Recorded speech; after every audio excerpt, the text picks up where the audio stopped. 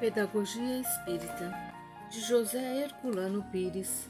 Conceito espírita de educação. Encarada numa perspectiva espírita, a educação nos apresenta dois aspectos fundamentais. É o processo de integração das novas gerações na sociedade e na cultura do tempo, mas é também o processo de desenvolvimento das potencialidades do ser na existência, com vistas ao seu destino transcendente. Cada ser traz consigo, para cada existência, os resultados do seu desenvolvimento anterior, em existências passadas. Esses resultados se encontram em estado latente no seu inconsciente, mas desde os primeiros anos de vida começam a revelar-se nas suas tendências e no conjunto das manifestações do seu temperamento. Cabe aos pais e aos educadores observar esses sinais e orientar o seu ajustamento às condições atuais, corrigindo as deficiências e os exageros na medida do possível, e ao mesmo tempo propiciando novos desenvolvimentos na atual existência. A criança encarna o ser com todas as suas potencialidades morais e espirituais, mas o seu instrumento de manifestação, o corpo físico, não se apresenta em condições imediatas de manifestar em plenitude o seu estágio evolutivo. O ser está sujeito, inicialmente, às condições biológicas da espécie. Só através do desenvolvimento orgânico, o ser vai se definindo em suas características individuais e revelando a sua capacidade de ajustamento social e cultural, bem como as suas possibilidades de autossuperação moral e espiritual. Podemos assim estabelecer o esquema de sua evolução existencial segundo as fases geralmente admitidas no plano pedagógico.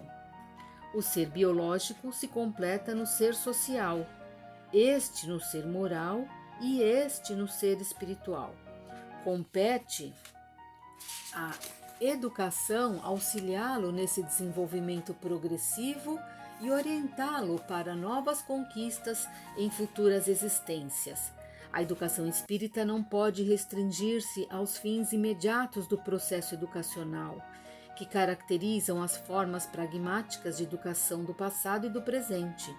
Seus fins superiores consistem no desenvolvimento de toda a perfectibilidade possível do ser, como queria Kant. A concepção espírita do homem nos mostra o ser na existência com duas formas corporais e dois destinos interrelacionados. O corpo físico é seu instrumento de vivência terrena, mas o corpo espiritual, ou perispírito, é o organismo etéreo de que ele deve servir-se na continuidade pré-existencial dessa vivência. Essa dualidade relativa do homem, de que trata Heine, manifesta-se também na sua estrutura mental. De acordo com a descoberta de Friedrich Myers, hoje mais válida do que no seu tempo, temos a mente supraliminar e a mente subliminar. A psicologia profunda e a parapsicologia confirmaram as conclusões de Myers nesse sentido. Não há mais nenhuma possibilidade de dúvida a respeito. Procuremos deixar este problema bem claro. Em nossa vida diária, verificamos que existe um limite definido para nossa mente que funciona em relação permanente com o exterior. Captamos as sensações do mundo pelos nossos sentidos orgânicos, o tato, a audição, a visão, o olfato e a gustação, etc. E com esses dados sensoriais elaboramos a nossa visão do mundo e estabelecemos as nossas relações com o meio físico e o meio social em que vivemos. A estrutura mental que resulta dessa elaboração é o que geralmente chamamos mente, formada pelas categorias da razão, hoje consideradas como formas dinâmicas da experiência. Essa é a mente de relação, que estabelece a nossa relação com o mundo e com os outros. Mas quando dormimos e sonhamos, ou quando nos distraímos, Quando fugimos da realidade num instante de ausência psíquica ou quando agimos impulsivamente, levados por alguma emoção, notamos que em nós há algo mais do que essa mente disciplinada. Percebemos, vemos, sentimos e agimos fora dos limites da razão e, portanto, da mente. A divisão feita por Myers corresponde aos conceitos consciente e inconsciente da psicanálise. Mas muito antes de Freud, de Myers e já Kardec colocara o problema no Livro dos Espíritos, ao tratar das manifestações anímicas no campo da mediunidade e ao investigar o fenômeno de independência da alma durante o sono. Freud tinha apenas 1 ano de idade quando esse livro foi publicado. Assim, as teorias de Freud, de Myers e todos os demais só fizeram confirmar a teoria espírita. Essa mente que se revela como algo mais profundo que a mente de relação é a que podemos chamar mente de profundidade. Suas categorias são muito mais numerosas e mais ricas do que a da mente de relação. Podemos agora compreender com mais clareza a teoria da mente supraliminar e da mente subliminar, formulada por Myers. Nossa mente de relação repousa sobre uma espécie de patamar, abaixo do qual se encontra a nossa mente de profundidade. Por isso, Myers chamou a mente de relação de consciência supraliminar e a mente de profundidade de consciência subliminar. A primeira está sobre o limiar da consciência e a outra abaixo desse limiar.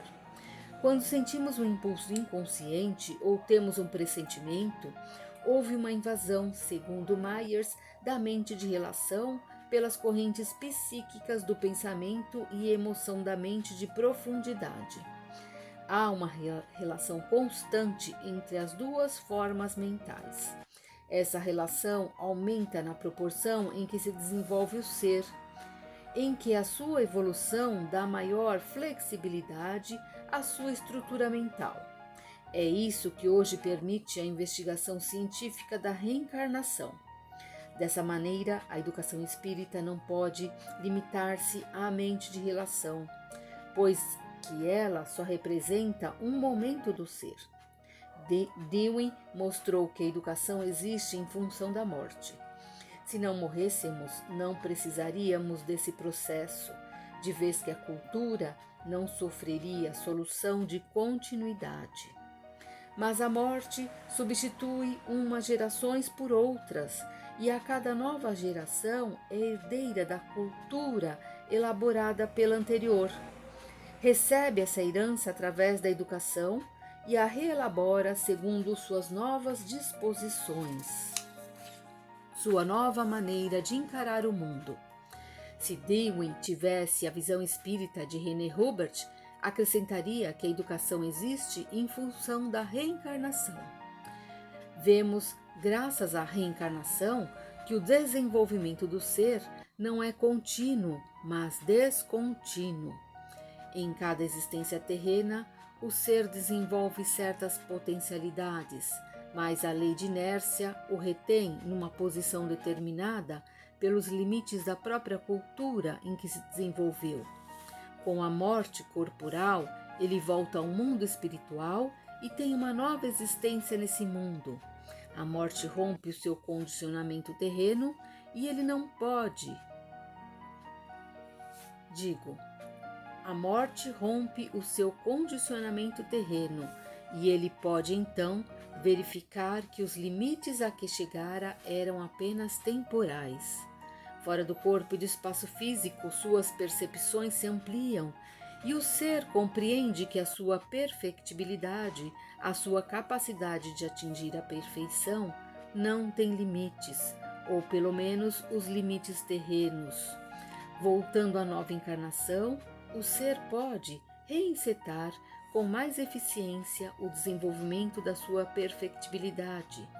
Mas, se não receber na vida terrena os estímulos necessários, poderá sentir-se novamente preso a condição da vida anterior na Terra, estacionando numa repetição de estágio. É isso que se chama círculo vicioso da reencarnação. A educação espírita tem por função evitar que o ser venha a cair nesse círculo. Podemos agora compreender melhor o conceito interexistencial do homem. A criatura humana, mesmo nesta existência, não está sujeita apenas ao plano existencial terreno. Ela existe no aqui e no agora, mas traz consigo a mente de profundidade que liga à existência espiritual de que provém. Nas horas de vigília, o ser humano vive esta existência, mas nas horas de sono, o seu corpo espiritual permite e até mesmo determina a sua constante relação mediúnica com os seres existentes noutra dimensão da realidade. Vivemos entre duas existências e não apenas numa, como se supõe a ilusão materialista. Não somos apenas o existente da concepção existencialista, somos o interexistente da concepção espírita. O conceito de alienação atribuído às religiões pelos materialistas e pragmáticos é assim devolvido a eles. Não é alienado o ser que interexiste, mas sim aquele que apenas existe, que pensa poder viver unicamente a existência passageira da Terra. Mas enquanto as religiões fazem da vida espiritual um mistério envolto em magia e misticismo, o que ao menos em parte dá razão ao conceito de alienação do materialismo, o Espiritismo revela que a vida espiritual é natural e não sobrenatural, e que deve ser encarada com o mesmo realismo da vida terrena. As próprias filosofias da existência em nosso tempo definem a vida como subjetividade e reconhecem que o seu objetivo é a transcendência. Não vivemos organicamente, mas de maneira psicológica. Vivemos de aspirações, de interpretações da realidade, de sonhos e muitas vezes de ilusões. São nossos pensamentos e sentimentos, nossas emoções e nossos desejos que determinam o nosso comportamento. Por isso, a realidade nos surpreende e nos decepciona. Sabemos que temos de morrer, mas nossa intuição interior nos diz que não morremos. Sem os dados espíritas a respeito da realidade global do nosso ser e da nossa posição no mundo, não sabemos equilibrar essa contradição da mente de relação. No processo educacional, a religião devia exercer a função equilibradora, que entretanto não exerce em virtude das antinomias a que se acha presa.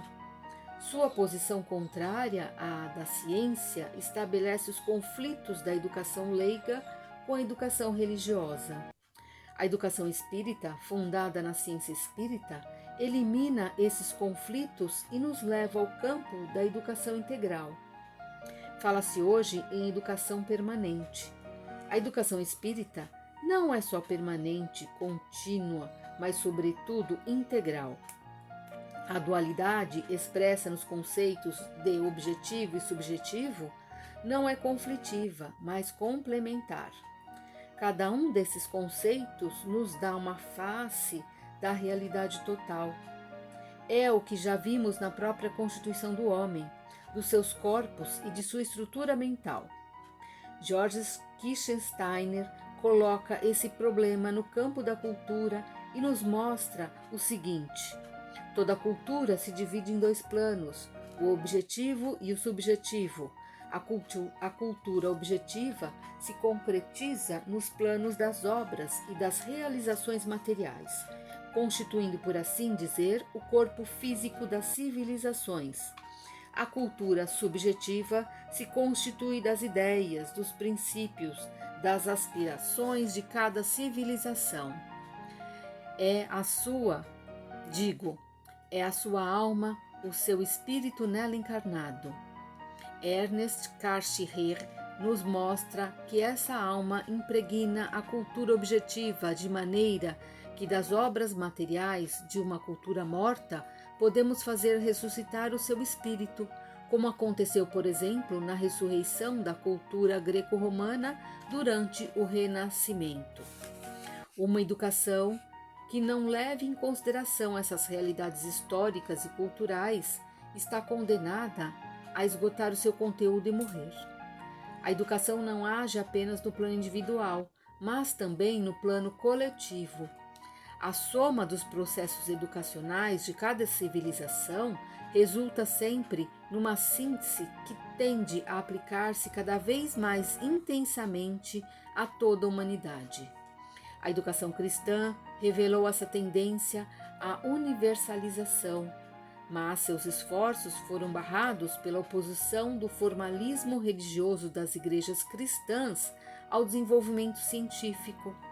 Por isso, ela foi superada pela educação leiga. A educação espírita agora se impõe como a síntese desse conflito entre a religião e a ciência. A sua capacidade de harmonizar os dados da religião com os dados da ciência lhe permite responder plenamente às exigências do nosso tempo, no momento exato em que a pesquisa científica rompe os grilhões do materialismo e supera o agnosticismo kantiano, mostrando que o homem dispõe de condições mentais para conhecer além dos limites da realidade sensorial. O sentido transcendente da educação espírita não tem as implicações salvacionistas das formas de educação religiosa do passado e do presente. O conceito espírita de transcendência é puramente racional. A proposição de Karl Jaspers sobre as duas formas de transcendência humana, a horizontal e a vertical, corresponde à interpretação espírita. O homem, como um ser fechado em si mesmo, abre-se na transcendência horizontal através da comunicação, projetando-se no plano social. Sua abertura para a transcendência vertical começa na superação da moral fechada de Bergson. Projeta-se na moral aberta e atinge seu maior impulso na busca de Deus, através da religião racional, onde a fé e a razão se conjugam. O problema místico da salvação pessoal é substituído pela da evolução coletiva, pois a salvação espírita consiste na espiritualização de todos os seres humanos. O processo evolutivo do ser, considerado como irreversível, abrange a todos e substitui o conceito de pecado pelo de erro, que sempre será corrigido na sucessão natural das reencarnações. A educação espírita restabelece e renova a concepção da bondade inata do homem, de Rousseau, bem como o da queda social, colocando o problema da redenção em termos educacionais.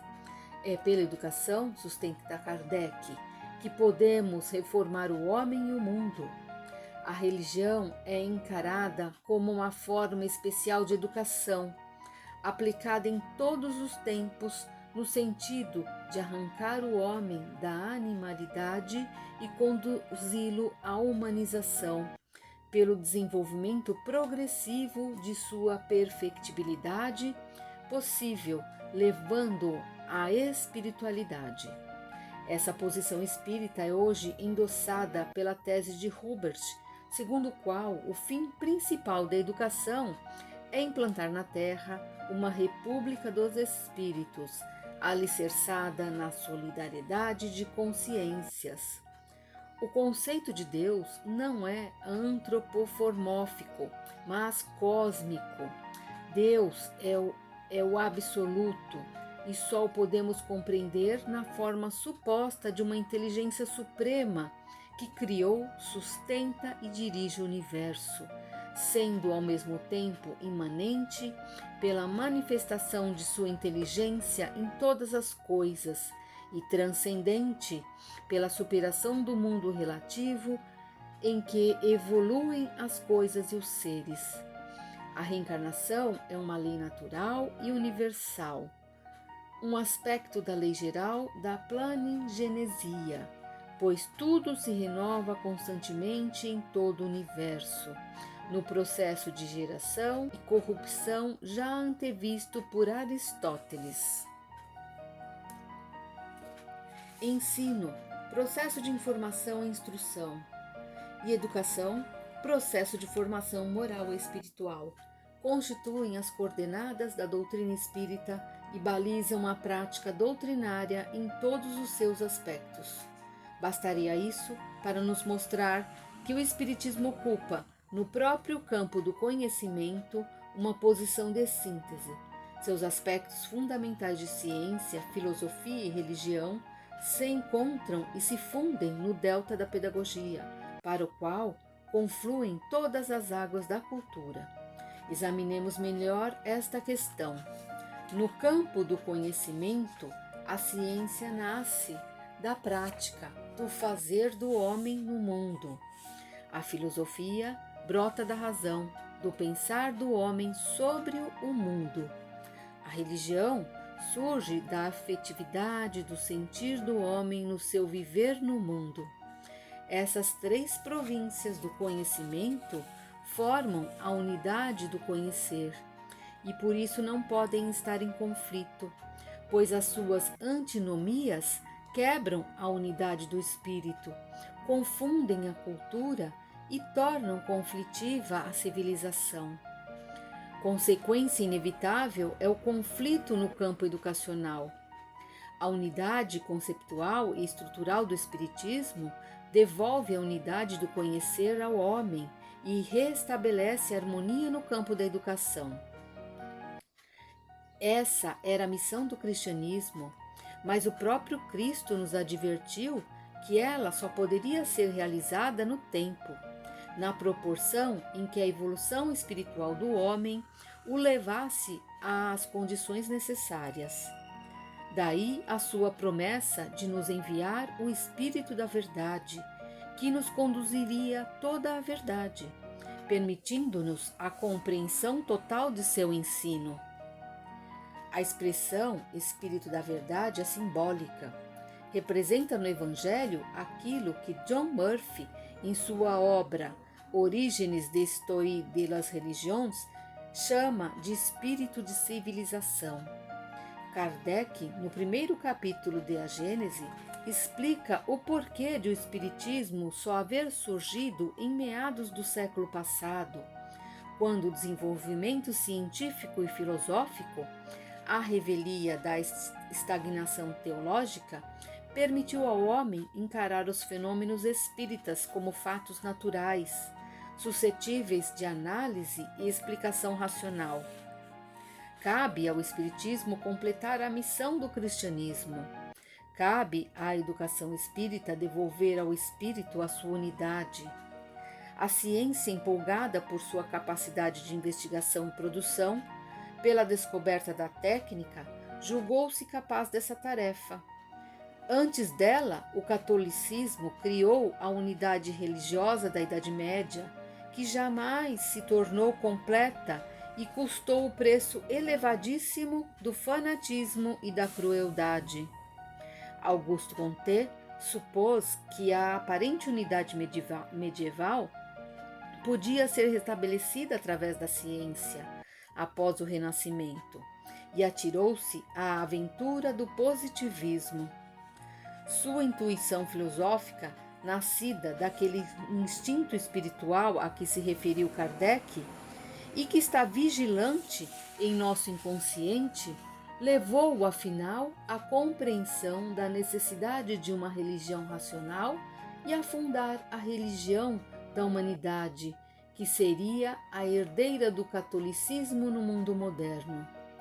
A exigência de união da fé com a razão foi uma constante do espírito francês, como vemos pelo episódio da religião da razão na Revolução Francesa.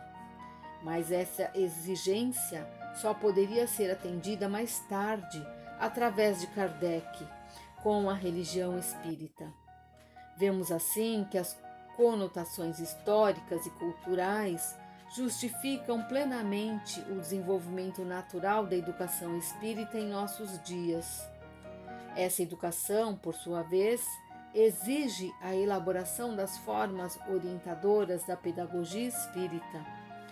É sintomático o fato de nos vir também da França a primeira grande tentativa nesse sentido, como o Tratado de Pedagogia Geral de René Hubert. Esse tratado nos mostra que Hubert é espírita por intuição, em virtude do instinto espiritual que traz no seu inconsciente. Sua afirmação de que o espírito é a lei do ser na existência e toda a sua posição no trato dos problemas educacionais o coloca numa perfeita relação com o pensamento espírita. Faltou à sua obra o esclarecimento do problema da reencarnação e suas profundas implicações educacionais e pedagógicas. Mas, embora não aborde de maneira direta, Hubert o aflora, como faz também Kirchensteiner, o grande pedagogo alemão que foi, por assim dizer, o parceiro europeu de Dewey na reforma educacional do nosso tempo. Segundo Kirchensteiner, a educação é um ato imanente e necessário de toda a sociedade humana e não visa a um objetivo natural que o homem isolado pudesse alcançar por si mesmo, pois o ser espiritual não é um animal levado a certo grau de perfeição, mas uma síntese original e única dos valores culturais, pois cada homem organiza esses valores em sua consciência e a seu modo e conforme a sua individualidade. E conclui: a pedagogia é um ramo especial das ciências do espírito e se funda no conceito de cultura. Essa interpretação sociológica da educação extravasa dos limites estreitos da sociologia atual ao definir o homem como ser espiritual. Por outro lado, a organização dos valores culturais na consciência, obedecendo a um princípio de individualização, requer condições evolutivas que somente o princípio da reencarnação poderia explicar. Os meios culturais europeus, e isso foi anotado por Hubert em seu tratado, não poderiam aceitar a questão das vidas sucessivas de maneira pacífica. Kirchensteiner, na Alemanha, e Hubert, na França, não poderiam aprofundar o problema do ser espiritual em termos pedagógicos. Mas o tempo avançou e surgiram entre nós as escolas espíritas, dando nascimento à educação espírita como um ato imanente e necessário da nossa sociedade espírita. Agora, não há apenas condições favoráveis, mas a exigência imperativa da elaboração de uma pedagogia adequada ao desenvolvimento dessa nova forma de educação. A revista Educação Espírita procurou criar condições desde 1970 para que pudesse surgir entre nós a resposta necessária ao desafio das escolas espíritas. Por 4 anos circulou a revista e nem sequer se esboçou a possibilidade dessa proposta. Sentimos-nos obrigados a esboçá-la nesse compêndio, na esperança de estimular especialistas espíritas mais bem dotados a contribuírem com suas luzes e suas experiências para a orientação pedagógica da educação espírita em nosso meio. E também na esperança de oferecer às escolas espíritas de todos os graus de ensino algumas sugestões que possam auxiliá-las no desenvolvimento de seus trabalhos. O desconhecimento e a incompreensão do assunto são ainda tão espantosos entre nós que nos encorajam a esta audácia tentativa.